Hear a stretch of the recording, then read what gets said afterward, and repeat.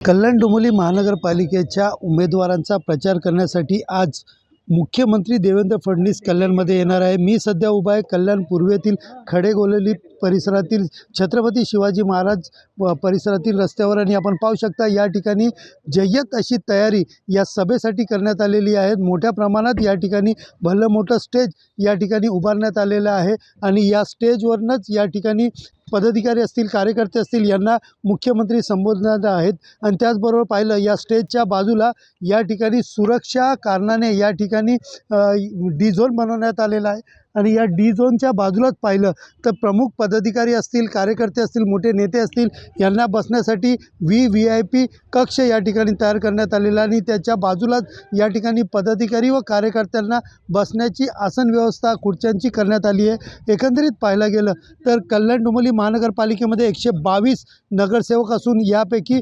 उमेदवारी अर्ज मागे घेतल्याने विरोधकांनी उमेदवारी अर्ज मागे घेतल्याने 20 नगरसेवक जे आहेत ते महायुतीचे या ठिकाणी बिनविरोध आलेले आहेत आणि एकंदरीत 102 जागेसाठी या ठिकाणी मतदान होणार असून या 102 उमेदवारांसाठी या ठिकाणी मुख्यमंत्री देवेंद्र फडणवीस या ठिकाणी जाहीर सभा घेत आहेत आणि या सभेमध्येच नेमकं या उमेदवारांना आणि त्याचबरोबर पदाधिकारी व कार्यकर्त्यांना नेमकं काय संबोधणार आणि त्याचबरोबर आपला मताचा जोगवा कशा प्रकारे मागणार या सगळ्या गोष्टी थोड्या वेळातच पूर्ण होणार आहेत। मात्र त्याआधीच सभेची जय्यत तयारी या ठिकाणी झालेली पाहायला मिळत आहेत आणि एकंदरीत या ठिकाणी मुख्यमंत्री देवेंद्र फडणवीस काय बोलतील याकडे सगळ्यांचं आता लक्ष लागलं आहे।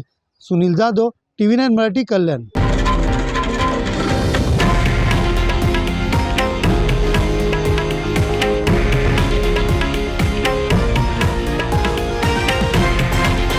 हे आहे देशातील नंबर 1 न्यूज नेटवर्क आणि आपण पाहत आहात TV9 मराठी, एकमेव।